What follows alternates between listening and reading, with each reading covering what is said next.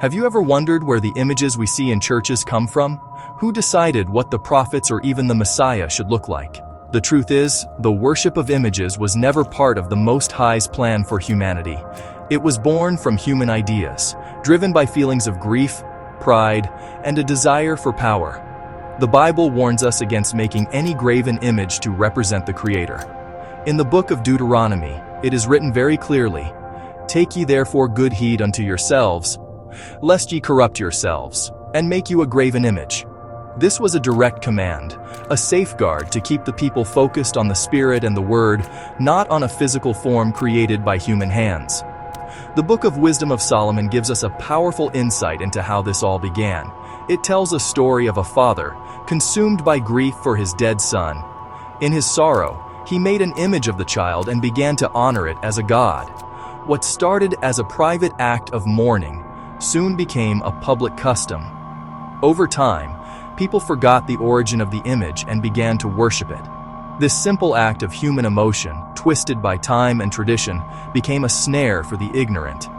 It shows how easily humanity can stray from spiritual truth and fall into the trap of idol worship, replacing a living faith with a lifeless statue. This practice was then taken a step further by kings and rulers. The Wisdom of Solomon explains, whom men could not honor in presence because they dwelt far off. They took the counterfeit of his visage from far, and made an express image of a king whom they honored. Powerful men, wanting to extend their influence and secure the loyalty of their subjects, commanded that their own images be worshipped. They used art and sculpture to create a god in their own likeness, a visible symbol of their authority. This was a calculated move, a way to merge earthly power with divine right, forcing people to bow down not just to a king, but to the idea that the king himself was a god on earth. This tradition of creating gods in the image of men has echoed throughout history. It is a story of power, control, and deception. The powerful have always understood that if you can control what people worship, you can control the people themselves. By creating an image and calling it holy, they placed themselves between the people and the true Most High. They became the gatekeepers of faith, the arbiters of truth. This wasn't a mistake or a misunderstanding. It was a deliberate strategy to consolidate power and shape the beliefs of entire civilizations. The people were taught to see divinity in the face of their rulers, a lie that has had profound consequences for the world. For centuries, the world has been shown a single, pervasive image of the Messiah. He is depicted with pale skin, long flowing brown hair, and blue eyes. This image is everywhere, in churches, in movies, in books, and in art. It has become the universally accepted face of Christ. But we must ask a critical question. Where did this image come from? It did not come from the Holy Scriptures. Instead, it was crafted to look like the people who were in power during a specific period of history. It was made in the likeness of the European ruling class, a reflection of their own image, which they then presented to the world as divine. The Bible, in the book of Revelation, gives us a very different and very specific description. When the Apostle John saw the glorified Christ in a vision, he did not see the man from the famous paintings. He wrote, "His head and his hairs were white like wool, as white as snow, and his eyes were as a flame of fire, and his feet like unto fine brass, as if they burned in a furnace." Let's think about this description. Hair like wool is the texture of the hair of people of African descent. Feet the color of brass burned in a furnace would be a deep, dark brown. This is a powerful and vivid image, one that stands in stark contrast to the pale figure presented by European art. This alteration of the Messiah's image was not an accident.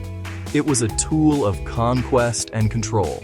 During the periods of colonization and slavery, presenting a white savior to conquered people of color was a powerful psychological weapon.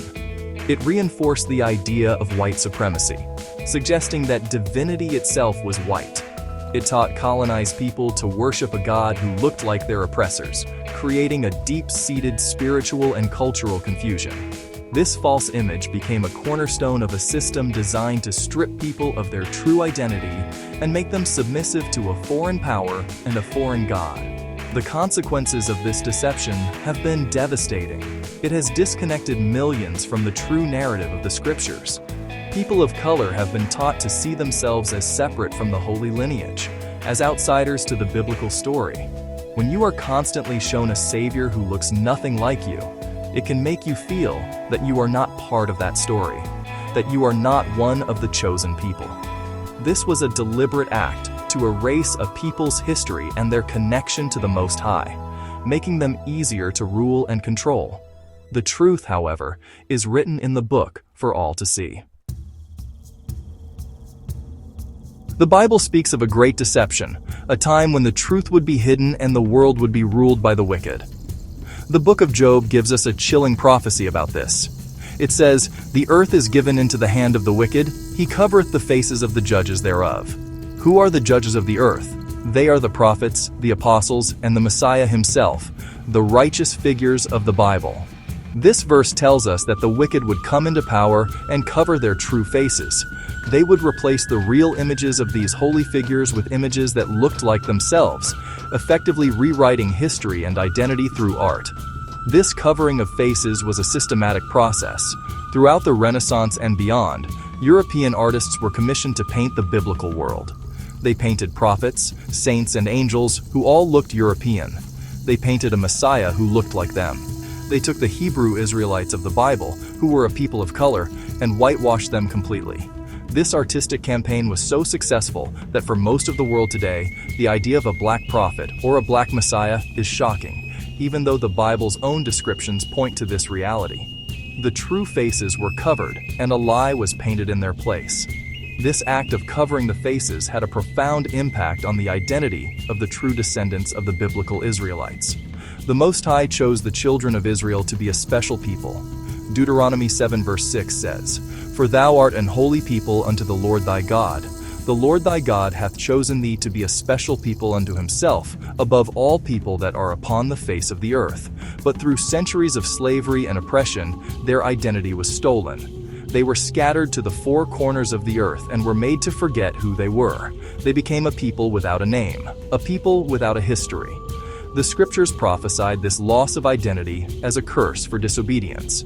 In Deuteronomy 28 verse 37, it is written, "And thou shalt become an astonishment, a proverb and a byword, among all nations whither the Lord shall lead thee." This is exactly what happened to the so-called Negroes, who were brought to the Americas and other parts of the world on slave ships. They were stripped of their heritage, given the last names of their slave masters, and called by derogatory names. Their true identity as the chosen people of the Bible was covered, just as the faces of their ancestors and their Messiah were covered. For centuries, the world has been under a powerful spell, a deep sleep of deception. The true identity of the Most High's people has been hidden, and a false image of the Messiah has been worshipped. But now, in these last days, something incredible is happening. The truth is coming to light. A great awakening is taking place all over the world. The descendants of the scattered Israelites are beginning to remember who they are. They are waking up to their true heritage, their true history, and their true identity as the people of the book. This was prophesied long ago. The prophet Jeremiah foretold this very moment. He wrote, "And the Gentiles shall come unto thee from the ends of the earth, and shall say, Surely our fathers have inherited lies, vanity, and things wherein there is no profit." This prophecy is being fulfilled right before our eyes. People from all nations are beginning to question the traditions and images they have been taught. They are realizing that the history they learned was incomplete, and that the images they worshipped were man-made inventions. They are seeking the truth, and the truth is setting them free from the lies of the past. The awakening is a return to the scriptures. It is a return to the commandments of the Most High. The people who were once lost are now finding their way back. They are reading the Bible for themselves and seeing the descriptions of Christ and his people with new eyes. They are connecting the prophecies of the curses in Deuteronomy with the history of their own ancestors. This is not a new religion. It is a remembrance. It is the fulfillment of the prophecy in Jeremiah 17 verse 4, which said the children of Israel would discontinue from their heritage. Now, the discontinuance is ending, and the remembrance is beginning. This is a time of great hope and inspiration. If you are reading this and feeling a stirring in your spirit, do not ignore it. Seek the truth for yourself. Read the scriptures, study history, and ask the Most High for wisdom and understanding. The lies of the past are crumbling, and the truth is being revealed to those who have ears to hear and eyes to see. The true people of the Most High are rising up and remembering their glorious heritage. The awakening is here, and it is a beautiful and powerful thing to witness. The world is changing because the truth can no longer be hidden.